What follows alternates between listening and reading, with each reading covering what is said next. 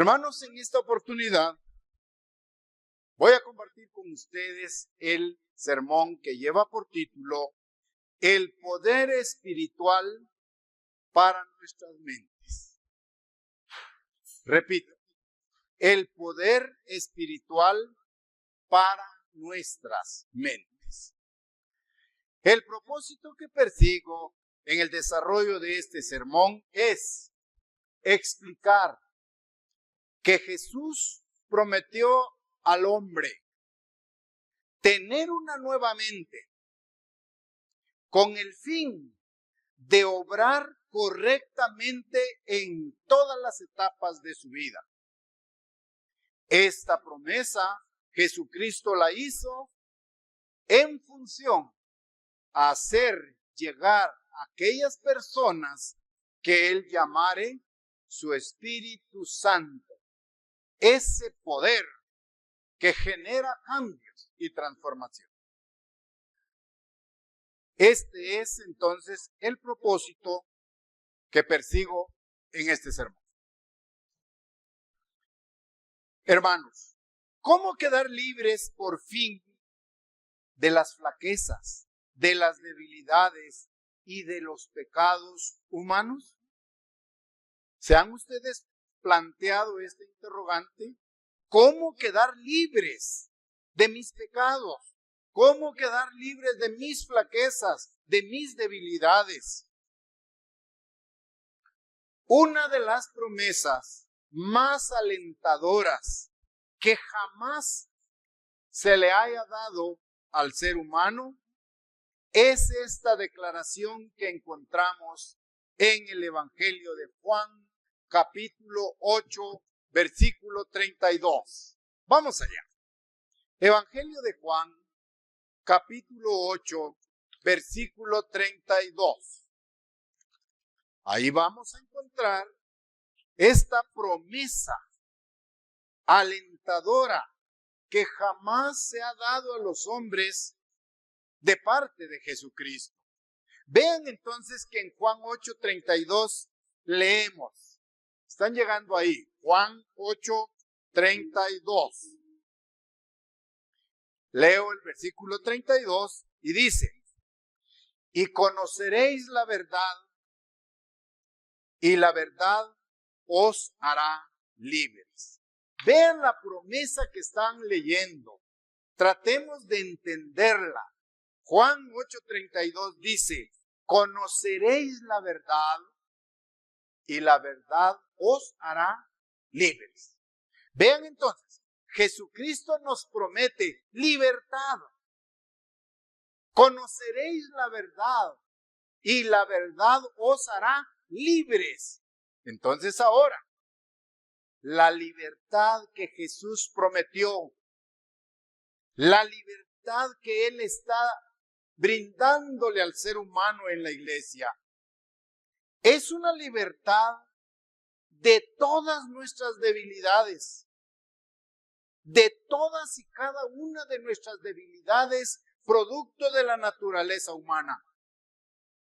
Nos ofrece libertad de acciones y pensamientos que perjudican y destruyen nuestro carácter. Recuerden esa promesa: conoceréis la verdad, y la verdad os hará libres. Pero entonces ahora estamos comprendiendo. Jesucristo me ofrece libertad. Libertad de mis flaquezas. Libertad de mis pecados. Libertad de mis debilidades. Libertad de mis malas acciones. Libertad de mis malos pensamientos. Porque todos ellos destruyen mi carácter. Entonces, podemos preguntar, ¿quién tiene la culpa? Los invito a analizar meticulosamente cualquier dificultad en este mundo. Piense usted en cualquier dificultad de esta sociedad. Economía, política, sociedad, relación matrimonial, educación de los hijos, Piense usted en cualquier dificultad en este mundo, o bien redúzcala a cualquier dificultad a nivel personal. Enfoque ahora la dificultad que usted tiene en lo personal. Voy a generalizar y voy a seleccionar, por motivo del sermón, en nuestro matrimonio. Por ejemplo, en nuestro matrimonio, ubicamos la dificultad, vemos el problema, vemos que estas dificultades intermatrimoniales surgen porque ambos cónyuges no quieren o no pueden controlar su mente. Ven el problema que estamos tomando. El matrimonio. Las dificultades en el matrimonio se generan porque ambos cónyuges no quieren, a veces, o no pueden controlar su mente a fin de hacer lo que realmente convenga al matrimonio, que le convenga a la familia y que se extienda esa conveniencia al vecindario, a la nación y al mundo. Vean entonces eso. Muchas veces nos sentimos incapaces de hacer lo que es bueno aún para nosotros mismos. Quizá sepamos, por ejemplo, que las drogas o el alcohol están destruyendo nuestra familia. Quizás sea ese el problema general. Repito, que las drogas o el alcohol o bien las modas, los estilos estén destruyendo nuestras vidas. Muy bien, lo vemos allí. Palpamos el problema, está latente. Pero ¿qué hacemos? Generalmente nos justificamos. Justificamos nuestro comportamiento negando rotundamente la realidad. Vemos el problema del alcohol. Vemos el problema que está dando en la familia y justificamos negando que no somos o que no estamos imbuidos en el problema. Culpamos a otros muchas veces. O bien sucumbimos, caemos en la botella o en la droga. Pero vean el enfoque correcto. Hoy en la sociedad arde, polula, ¿sí? Se reproduce la controversia sobre actividades que antes, años anteriores, eran tenidas por actividades inmorales o criminales. Muchas veces la culpa de tales comportamientos son atribuidas a la sociedad. Es fácil atribuirle esas responsabilidades a la sociedad en general o muchas veces a alguna enfermedad mental. Por lo tanto, la gente ya no obra mal. La gente ya no obra mal. Hoy el divorcio, hoy la traición matrimonial es casi común y aceptable en la sociedad. Por lo tanto, entendemos que la gente ya no obra mal, según se dice, sino que sencillamente está enferma. Vean la salida y la justificación. La gente ya no obra mal, sino que ahora está enferma. En vez de decir que las personas son malas, que la persona es mala, muchas veces decimos que la persona sufre trastornos de su personalidad. para suavizar el concepto. Otras veces decimos, sufre ajustes o desajustes de su personalidad. O bien, se puede decir para justificar las malas conductas que tiene un descontrol en sus impulsos. Todo esto para evitar el concepto de que la gente obra mal. ¿Por qué entonces? ¿Por qué no podemos llamar malo a lo malo hoy en día? ¿Qué pasó con el pecado? ¿Cómo se está ocultando sutilmente el pecado en la sociedad? Hoy en día es muy fácil escuchar sobre diferentes casos, quizá penales, en los tribunales de los pueblos y las naciones. Escuchar al acusado decir, por ejemplo, he matado a 2 personas porque suelo consumir dieta alta en azúcares refinadas, solo para justificar su mal. Y eso impacta en los jueces. He matado a las personas, pero por culpa de que estoy consumiendo una dieta alta en azúcares refinadas. Esta dieta, según argumentan, ha reducido su capacidad para dominar el violento impulso de matar. Entonces, vivimos en una sociedad en la cual podemos culpar a las circunstancias del hecho. Podemos culpar a la ignorancia. Podemos culpar los factores biológicos.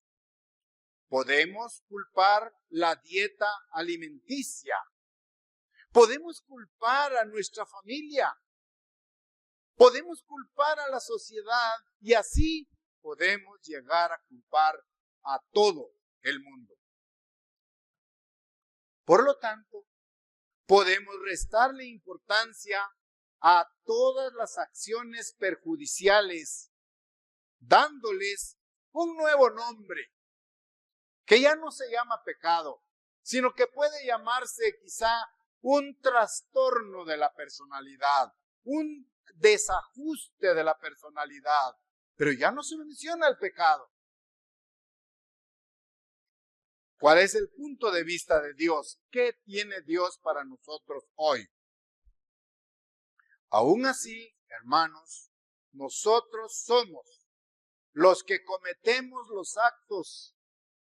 Nosotros somos los mismos que sufrimos las consecuencias de aquellas acciones malas. Nosotros somos responsables. Como seres humanos, entonces, nos urge tener una mente mejor, una mente más fuerte, una mente más consciente en el aspecto espiritual. Esa mente espiritual nos va a dar comprensión, nos va a dar sabiduría, nos va a dar el deseo y la fuerza para obrar bien en todas las circunstancias de nuestra vida. Menciono algunas virtudes. El dominio propio. El sentido de responsabilidad ante los demás. La sabiduría al obrar. La consideración que le debemos de tener al prójimo. Estas son algunas de las cualidades que la sociedad reclama a gritos en la actualidad.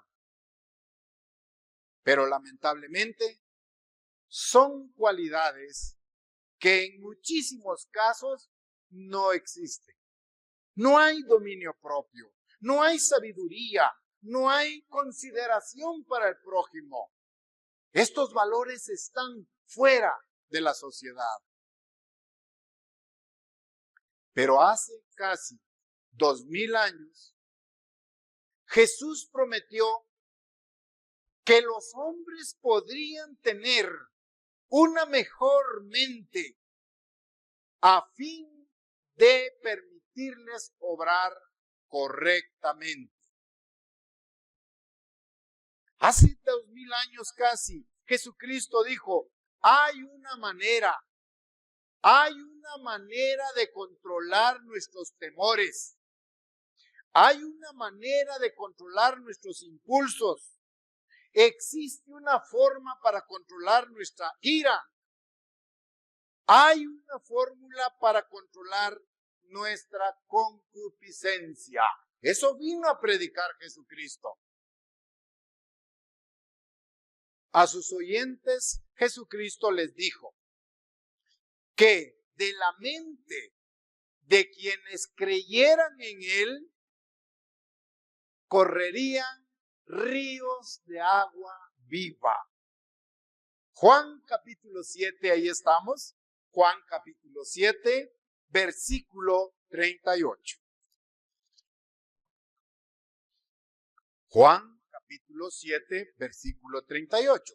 Vean lo que le dijo Jesucristo a sus oyentes en esta oportunidad. Estamos leyendo Juan capítulo 7, versículo 38. Dice, el que cree en mí, como dice la Escritura, de su interior correrán ríos de agua viva. Vean ahora que Jesús se valió del agua como una analogía de un ingrediente espiritual vital que Dios otorgaría a los hombres. Aquí Jesucristo está hablando del Espíritu Santo de Dios. ¿Sí? Versículo 39.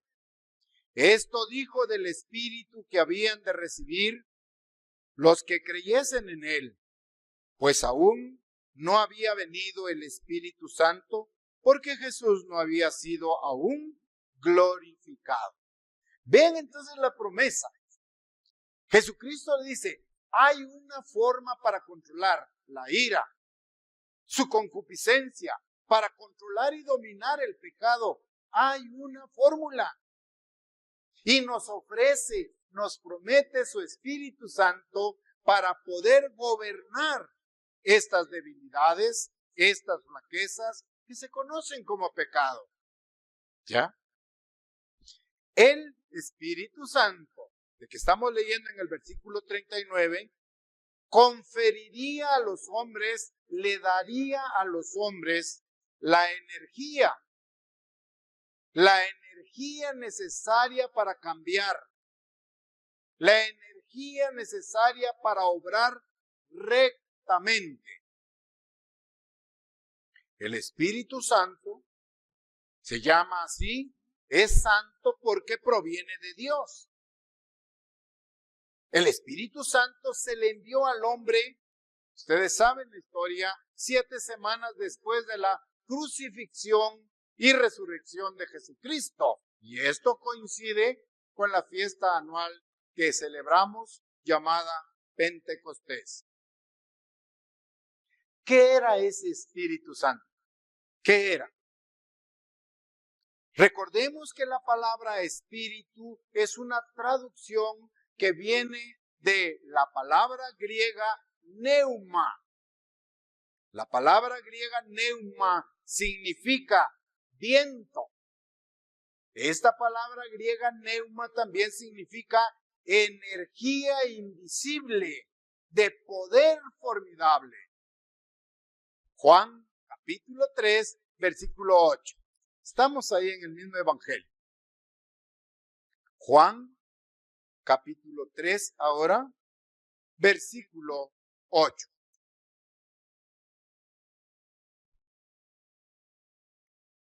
Ahí leemos.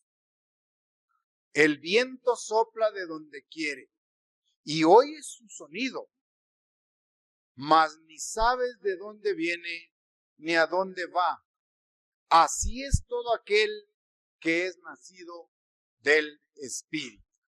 Entonces estamos captando ya que el Espíritu Santo, la palabra espíritu significa viento y proviene del griego neuma, dijimos, viento, energía invisible de poder formidable. La fuerza poderosa e invisible del viento sirvió para describir el poder espiritual de Dios. Esta energía divina puede transformar la mente débil y pecadora del hombre. Se llama Espíritu Santo. Esa energía transforma la mente carnal y pecadora del hombre. Esta energía puede ayudarle a acercarse a aquella perfección en el pensar y en el obrar. Estos atributos, la perfección en el pensar y en el obrar, son atributos propios de Dios. Pero Jesús se valió de otra metáfora, otra comparación para referirse a este Espíritu Santo, o sea, el poder espiritual. Evangelio de Juan, ahora en el capítulo 14. Juan, capítulo 14. Y vamos a leer los versículos 15 y 16. Vean ahora cómo Jesucristo utiliza otra metáfora, otra comparación para referirse al Espíritu Santo. Juan, capítulo 14, versículos 15 y 16. Dice ahí: si me amáis, guardad mis mandamientos. Y yo rogaré al Padre, y os dará otro consolador para que esté con vosotros para siempre. Ven ahora la analogía que Jesucristo utiliza. En lugar de utilizar espíritu, está utilizando ahora consolador. Lo llama consolador para que esté con vosotros para siempre. Versículo 17 ahí mismo.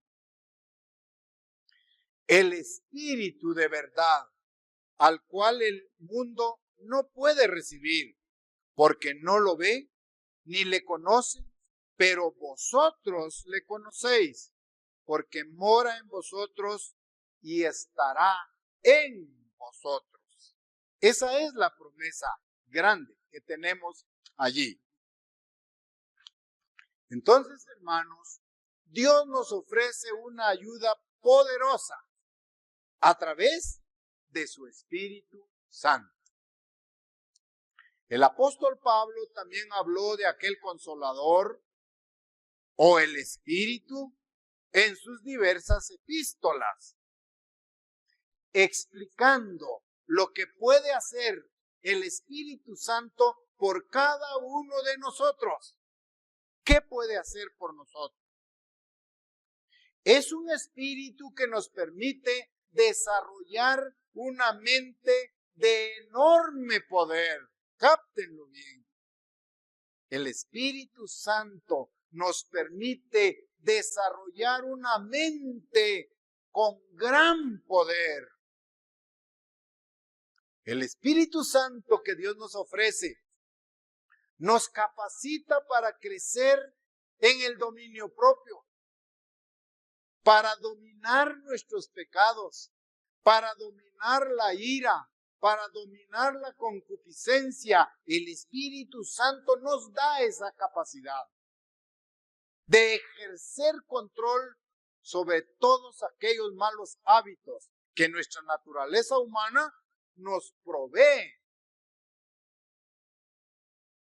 De esta manera, las personas a quienes Dios llama y que han recibido su Espíritu y que lo están aprovechando, Pablo dice, no deben conformarse a este mundo.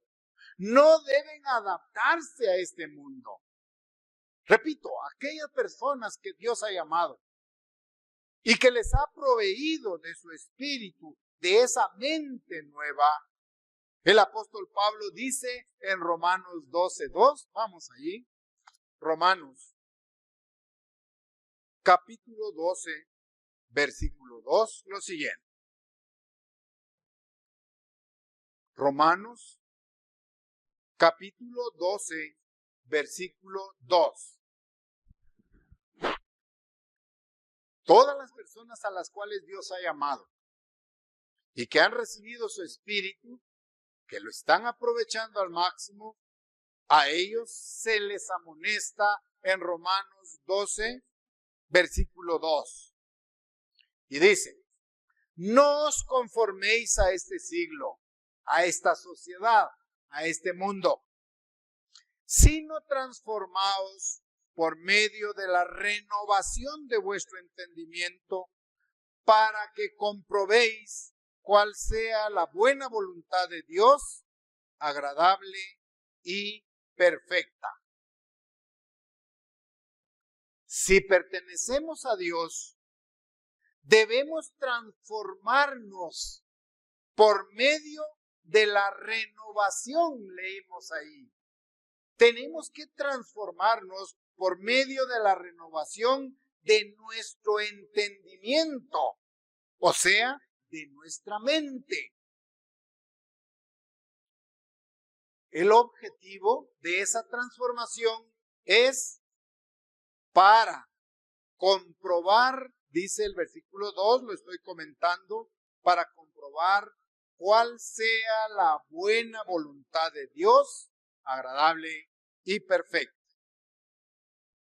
Entonces, entendemos que las personas que están desarrollando el dominio propio, la sabiduría de Dios, tienen esta promesa.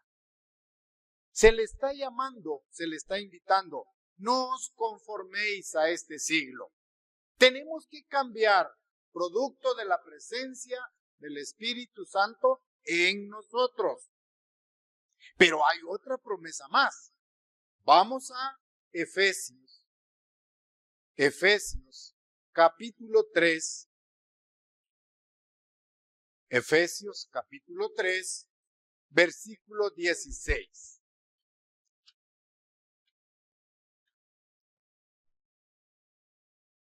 Efesios ahora, capítulo 3, versículo 16. Vean la promesa de Dios ahora aquí en Efesios 3:16. Para que os den, estoy leyendo el versículo 16, para que os den conforme a las riquezas de su gloria, el ser fortalecidos con poder en el hombre interior por su espíritu. Vean esa promesa. Dios nos dice que nos va a dar poder en el hombre para dominar el pecado, para dominar la ira, para dominar el enojo, para dominar cualquier debilidad o flaqueza que tengamos. Es lo que entendemos ahí, para que os dé conforme a las riquezas de su gloria, el ser fortalecidos, vean, con poder en el hombre interior por su espíritu. Esa es la promesa que Dios nos da. Pero esto es exclusiva para aquellas personas que Dios ha llamado y que han recibido su Espíritu Santo. De este versículo podemos decir, en otras palabras, la mente consciente sufre una transformación. Esa transformación es facultada por el Espíritu para que usted y yo obremos correctamente en nuestras vidas. Vean esa gran ventaja. Que usted viva correctamente es producto de la acción del Espíritu Santo. Para que usted viva en justicia, en equidad, en rectitud, obedeciendo la ley de Dios, ese apoyo, ese poder, esa fuerza proviene de Dios por medio de su Espíritu Santo. Veamos la función de Jesucristo. Jesucristo hoy es nuestro sumo sacerdote. Hebreos capítulo 4, vamos a la carta a los Hebreos. Hebreos capítulo 4 ahora. Y vamos a leer los versículos 14 al 16 para ver el papel de Jesucristo hoy ante Dios por nosotros. Hebreos, repito la cita, Hebreos capítulo 4, versículo 14 al 16. Por tanto, teniendo un gran sumo sacerdote que traspasó los cielos, Jesús, el Hijo de Dios, retengamos nuestra profesión. Vean a lo que se nos invita. Retengamos nuestra profesión, porque no tenemos un sumo sacerdote que no pueda compadecerse de nuestras debilidades, sino uno que fue tentado en todo según nuestra semejanza, pero sin pecado. Versículo 16. Acerquémonos, pues, confiadamente al trono de la gracia para alcanzar misericordia y hallar gracia para el oportuno socorro. La mente consciente, la mente carnal debe sufrir una transformación. Esa transformación va a ser operada por la presencia del Espíritu Santo para que nosotros podamos obrar correctamente. Y Jesucristo dice que está allí atento, sí, como nuestro gran sumo sacerdote, interviniendo en nuestro favor delante de Dios el Padre, para que nosotros podamos vencer nuestras debilidades, vencer nuestras flaquezas, vencer el pecado. Pero vean que necesitamos el apoyo directo de Dios a través de su Santo Espíritu. Así que entendemos que Dios está trabajando con aquellas personas a las cuales Él ha llamado. Está seleccionando y capacitando a un grupo de personas que Dios ha llamado a conocer a Jesucristo.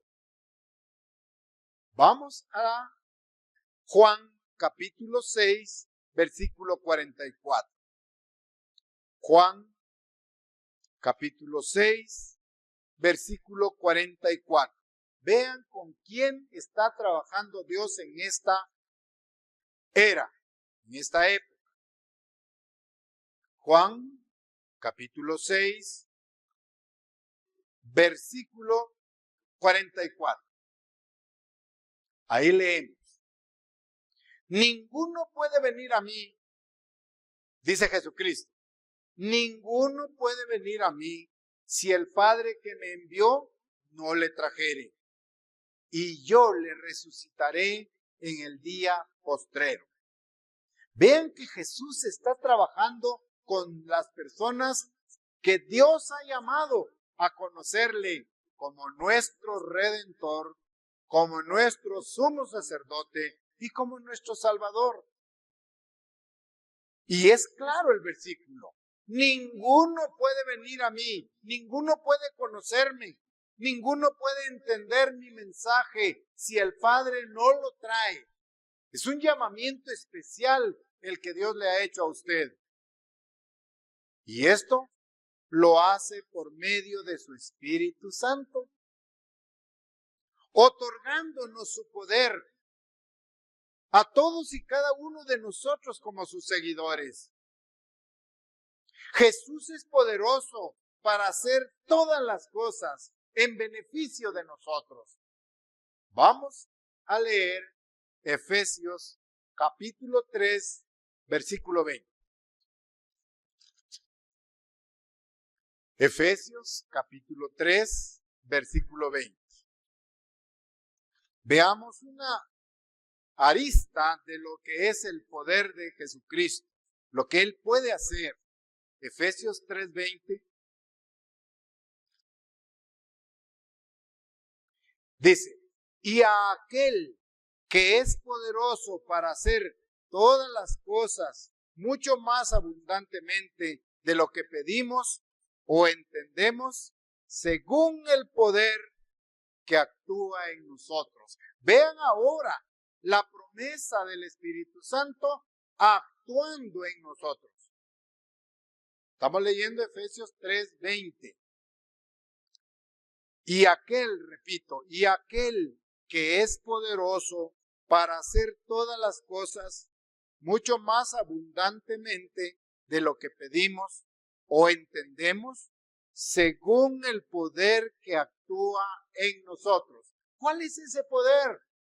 La presencia del Espíritu Santo en nosotros. Es ese poder del cual se está hablando allí.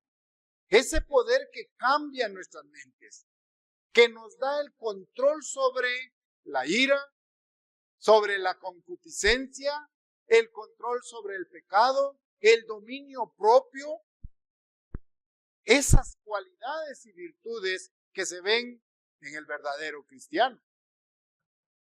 Entonces, de acuerdo al versículo 20, si aquella mente de Jesucristo está obrando plenamente en nosotros, podemos realizar obras espirituales sin límite. Repito ese enfoque. Si dejamos que la mente de Jesucristo obre en nosotros, podemos realizar obras espirituales sin límites. Por eso fue que Pablo se sintió inspirado a escribir en Filipenses capítulo 4, versículo 13. Si dejamos que la mente de Dios obre en nosotros, podemos llegar a hacer cosas sin límite. Y vean qué dice el apóstol Pablo ahora. Filipenses capítulo 4, versículo 13. Si Jesús obra en nosotros, entonces podemos decir, todo lo puedo en Cristo que me fortalece. Esa certeza, si el Espíritu Santo de Jesucristo mora en nosotros, entonces podemos decir, todo lo puedo en Cristo, porque Él me fortalece, Él me apoya, Él me da el poder para vencer mis debilidades, mis pecados, ¿sí? La ira, el enojo, la maledicencia, o sea, las obras de la carne que usted conoce y recuerda que están en Gálatas 5:19. Manifiestas son las obras de la carne. Vamos allá, Gálatas 5. Gálatas 5:19. Regresen unas páginas de Filipenses. Fíjense bien, si la mente de Jesucristo obra en nosotros, podemos realizar obras espirituales sin límites. Entonces, podemos eliminar las obras de la carne.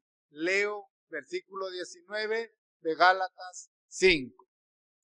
Con la mente de Jesucristo en nosotros y el poder de su Espíritu Santo, podemos eliminar adulterio, podemos eliminar fornicación, podemos eliminar inmundicia, lascivia, idolatría, hechicerías. Podemos dominar enemistades, pleitos, celos, iras, contiendas, Con el apoyo del Espíritu Santo y la mente de Jesucristo en nosotros, podemos eliminar envidias, homicidios, borracheras, orgías y cosas semejantes a estas, acerca de las cuales os amonesto. Como ya os lo he dicho antes, que los que practican tales cosas no heredarán el reino de Dios. Vean la gran promesa. Aquella promesa que leímos en Juan 8. Conoceréis la verdad y la verdad os hará libre. Ahora podemos unirla. La verdad de Cristo me hará libre de envidias, borracheras, adulterios, fornicaciones, porque el poder del Espíritu Santo opera en mí. ¿Se dan cuenta que eso es lo que ofrece Jesucristo? Conoceréis la verdad, iniciamos, y la verdad os hará libres. Libertad, poder para vencer estas obras de la carne que hemos leído. Lascivia, hechicería, borracheras, orgías, adulterios, fornicación. ¿Cómo los podemos vencer? Solo si el Espíritu Santo de Dios está morando en nosotros. Solo si la mente de Jesucristo está dentro de nosotros. Y podemos gritar, si se quiere, todo lo puedo en Cristo, que me fortalece, que me da poder para vencer estas obras de la carne. Por lo tanto, hermanos, entendemos que en nuestra mente se está llevando una guerra que usted puede ganar si tiene el Espíritu Santo. Estemos conscientes, hay una guerra en nuestra mente. En la mente de cada persona que tiene el Espíritu de Dios, se ha desatado una guerra.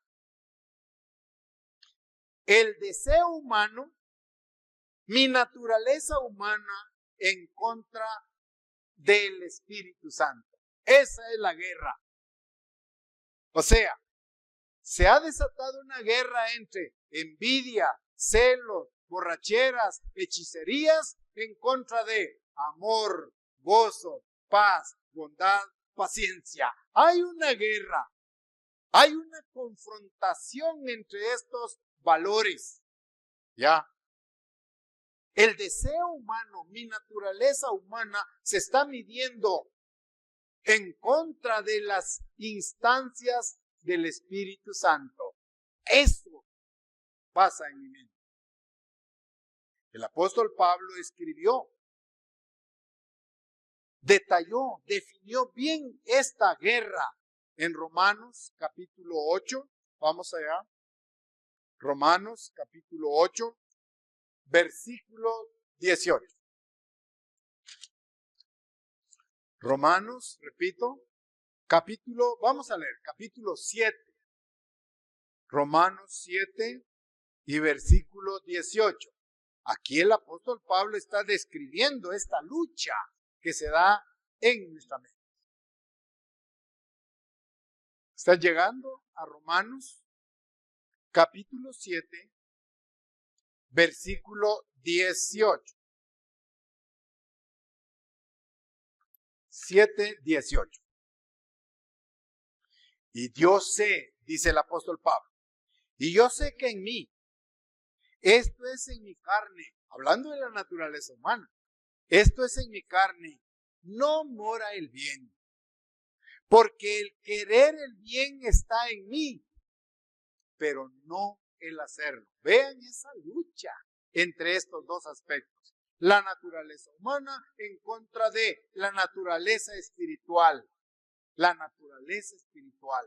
Hay una lucha directa allí. El apóstol Pablo comprendió que solamente Jesucristo y el poder del Espíritu de Dios obrando en nuestra mente pueden salvarnos en esta guerra. Esta guerra la podemos ganar si la mente de Jesucristo a través del Espíritu Santo está en nosotros. Nos va a dar el poder, la fortaleza para vencer esta guerra. Siempre en el capítulo 7 de Romanos, leamos ahora los versículos 24 y 25. El apóstol Pablo expresó: miserable de mí, ¿quién me librará de este cuerpo de muerte? ¿Quién? Usted puede responder ahora. ¿Quién nos librará de este cuerpo de muerte? Dios, a través de Jesucristo, por medio de su Espíritu Santo. Allí está la respuesta. Versículo 25. Gracias doy a Dios por Jesucristo, Señor nuestro. Así que yo mismo con la mente sirvo a la ley de Dios, mas con la carne a la ley del pecado. La lucha, la guerra que se está librando. Y hermanos, esa guerra es día a día en nosotros. Es minuto a minuto. Es hora tras hora. ¿Sí? Semana tras semana estamos librando esta batalla espiritual en contra de aspectos espirituales también poderosos dirigidos por Satanás. De esta cuenta, el apóstol Pablo explica que el Espíritu Santo de Dios nos libra del pecado. Romanos capítulo 8 ahora, versículo 2. Romanos capítulo 8, versículo 2. Porque la ley del Espíritu de vida en Cristo Jesús me ha librado de la ley del pecado y de la muerte. Vea, ahí está la solución. La ley del Espíritu de vida en Cristo Jesús me ha librado. Otra vez vuelvan a Juan 8. Conoceréis la verdad y la verdad os hará libres. Y aquí dice, me ha librado de la ley del pecado y de la muerte. Entonces, si nosotros hacemos uso de esta fuerza espiritual, podremos vencer nuestras flaquezas, nuestras debilidades y podremos vencer el pecado en todas las etapas de nuestra vida. Así como lo hizo el apóstol Pablo, así como lo estamos comprendiendo. Vayamos ahora a la segunda carta a Timoteo, capítulo 1, versículo 7. Segunda carta de Timoteo, capítulo 1, versículo 7. ¿Podemos vencer? Sí podemos vencer, al igual que el apóstol Pablo y todos los héroes y campeones de la fe que en la Biblia se menciona. Vencer nuestras flaquezas, nuestras debilidades, nuestros pecados, con el apoyo incondicional del Espíritu Santo de Dios. Segunda de Timoteo, capítulo 1, versículo 7, dice: porque no nos ha dado Dios espíritu de cobardía, sino de poder, de amor y dominio propio. Vean la garantía de esa promesa. Reconocer que lo que tenemos a favor es un espíritu de poder inmenso, de amor, de dominio propio. Dios no nos ha dado un espíritu de cobardía. Y como lo vimos en el sermoncillo, tenemos que vivir una vida de sufrimiento. La vida del cristiano no es una vida de salud y de riquezas. ¿Sí? Hay momentos críticos en nuestra vida, tanto a nivel de salud como a nivel de trabajo, a nivel de relaciones interpersonales.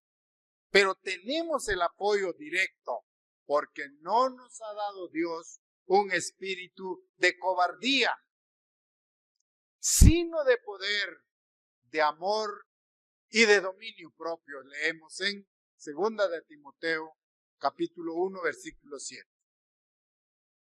Ahora bien, ¿cuál puede ser el resultado de todo ello? El resultado final está descrito en Segunda de Corintios, capítulo 10, versículo 5. Segunda carta a los Corintios, capítulo 10, versículo 5. Venimos del versículo, porque no nos ha dado Dios espíritu de cobardía, sino de poder, de amor y de dominio propio. Entonces, vamos a buscar una respuesta más ahora. Segunda carta a los Corintios, capítulo 10 y el versículo 5. Dice: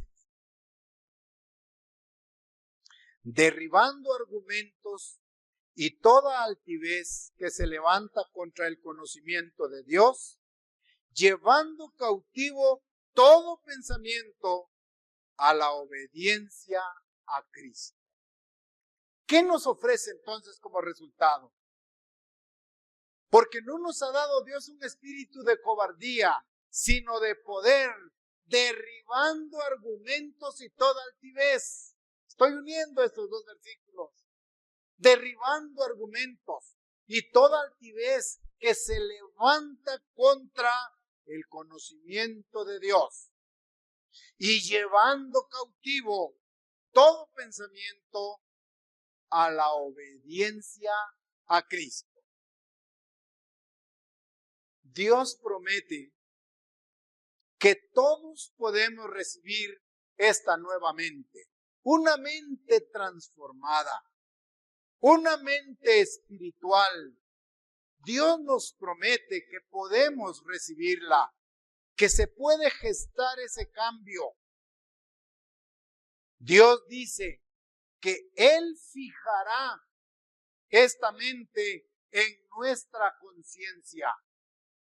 Él va a fortalecer esta mente de Dios en nuestra conciencia. Y este es un proceso casi misterioso que se puede comparar muy bien con la concepción o el nacimiento de un nuevo ser. Esa transformación de nuestra mente se puede hacer un paralelo con la concepción o el nacimiento de un nuevo ser. Así como una célula física engendra al óvulo, hablo del espermatozoide, engendrando al óvulo, se genera vida física. En igual forma, el Espíritu Santo de Dios, cuando se introduce en la mente, en el espíritu humano, engendra también a una nueva criatura, espiritualmente hablando. Y luego sigue el proceso de gestación, crecimiento y nacimiento. Dios nos promete que todos podemos recibir una nueva mente espiritual. Y nos promete que Él va a fijar esa mente en nuestra conciencia. Ahora bien, ¿cómo recibir esa ayuda de Dios? Ahora entramos al cómo. ¿Cómo recibir la ayuda de Dios? Hay ciertas condiciones previas a recibir el poder del Espíritu Santo. Hay condiciones. Menciono la primera. La primera condición para recibir el poder del Espíritu Santo es que usted y yo vayamos delante de Dios con humildad, pidiéndole su ayuda para superar todos nuestros problemas, reconociendo que nuestra mente humana es incapaz de obrar bien y pidiéndole a Dios su Espíritu Santo. Vean la condición: humildad y pedirle a Dios su Espíritu Santo.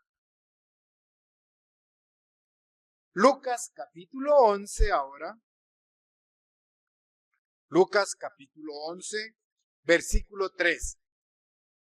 Lucas capítulo 11, versículo 13.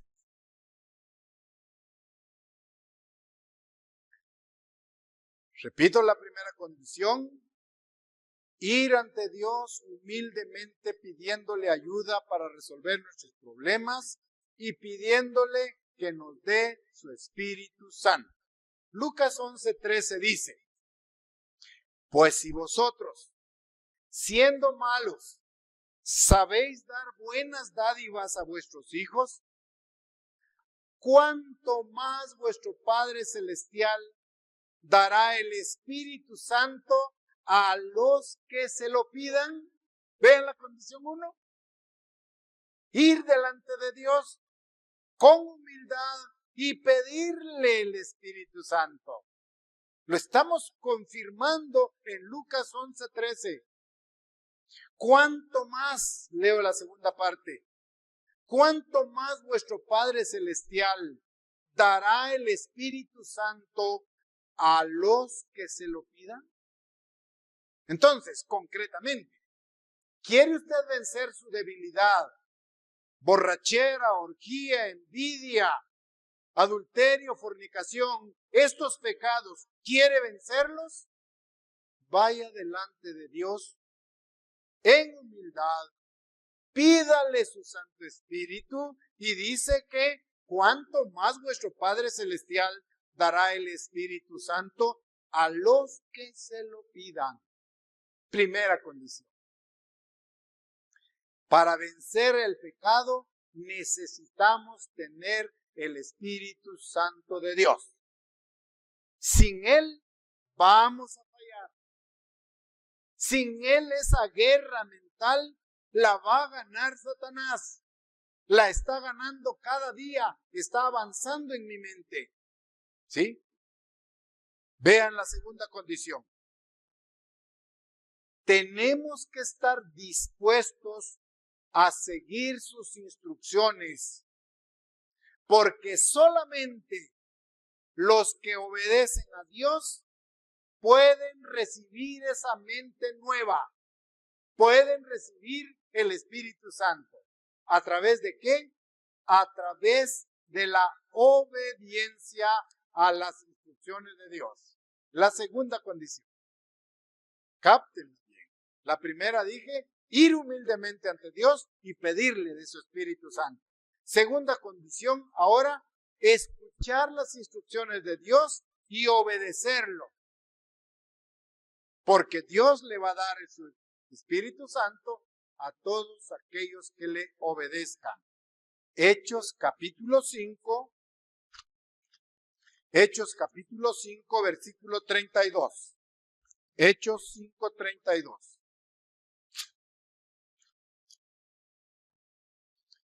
Hechos 5:32 dice, y nosotros somos testigos suyos de estas cosas.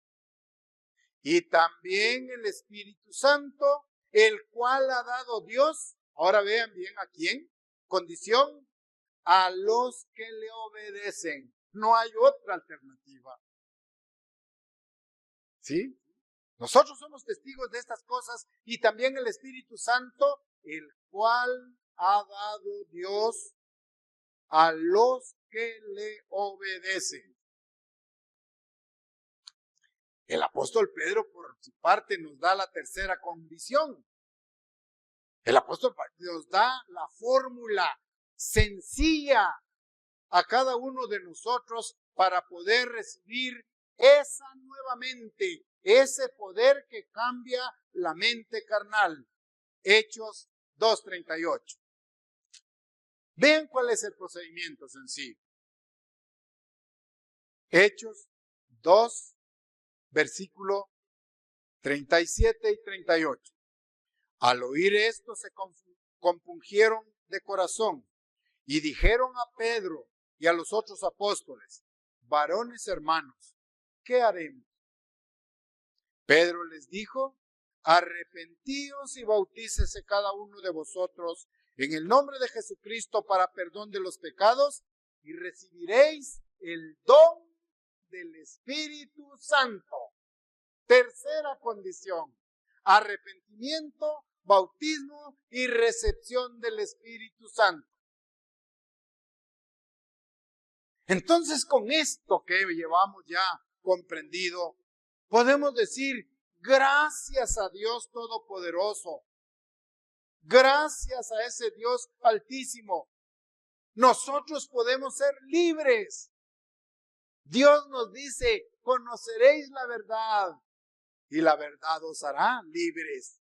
Gracias a Dios podemos ser libres por fin, libres del pecado, libres de las debilidades humanas, libres de la concupiscencia, para hacer todo lo que Dios nos ordena. Y esto nos va a traer felicidad, gozo, abundancia en todos los niveles de nuestra vida. Segunda carta del apóstol Pedro, ahora capítulo 1, versículo 4. Segunda de Pedro, capítulo 1, versículo 4.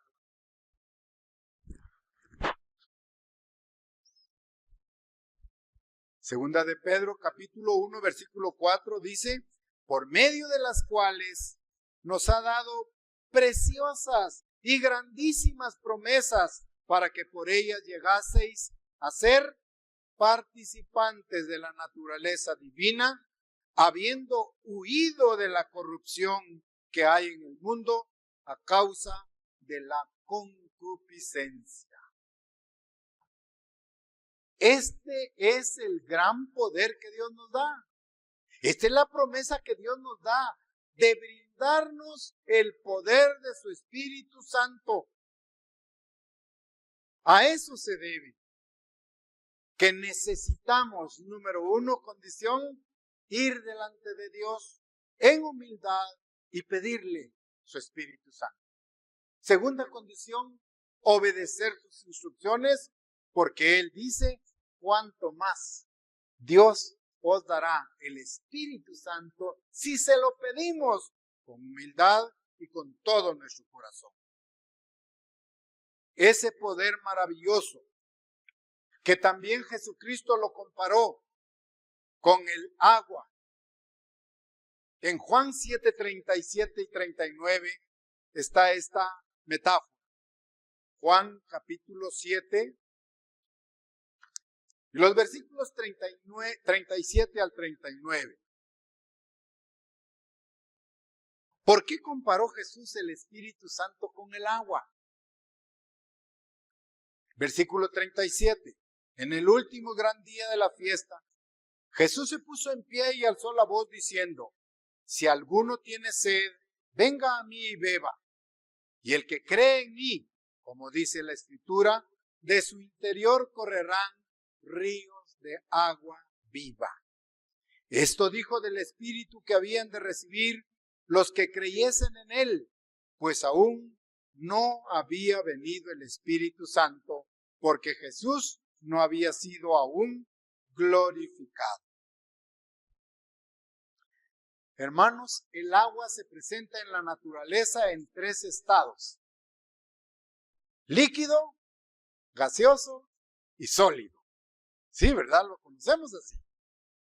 Vean entonces ahí, el agua viene en distintas formas.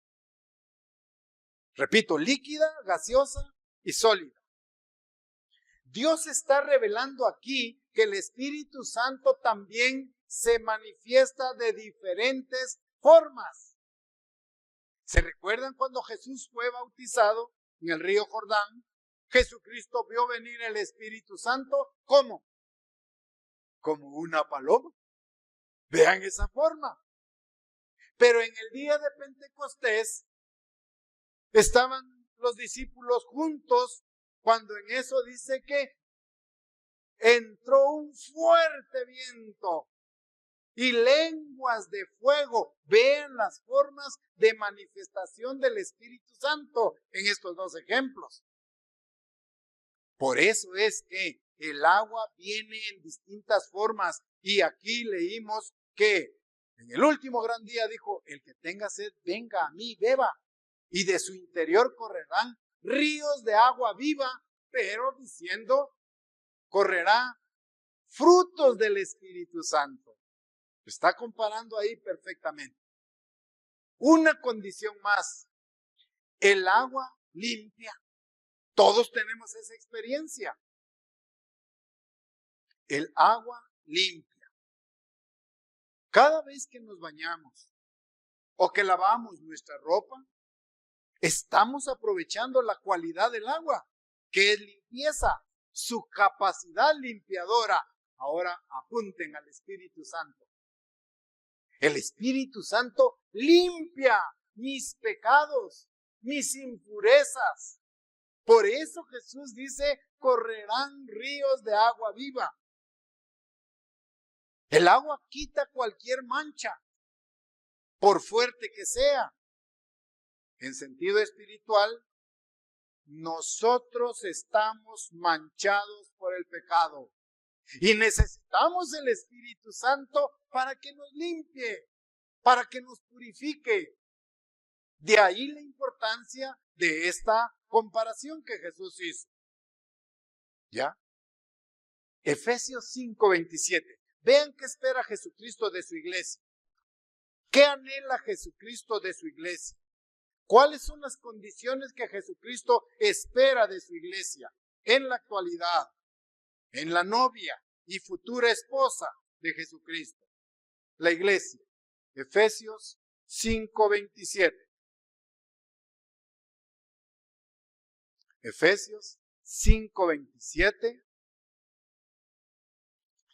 A fin de presentársela a sí mismo una iglesia gloriosa, que no tuviese mancha ni arruga, ni cosa semejante, sino que fuese santa y sin mancha. ¿Cómo se logra la santidad? ¿Y cómo se logran quitar las manchas de nuestra ropa? A través del agua. Pero espiritualmente, el Espíritu Santo de Dios nos limpia de todo pecado.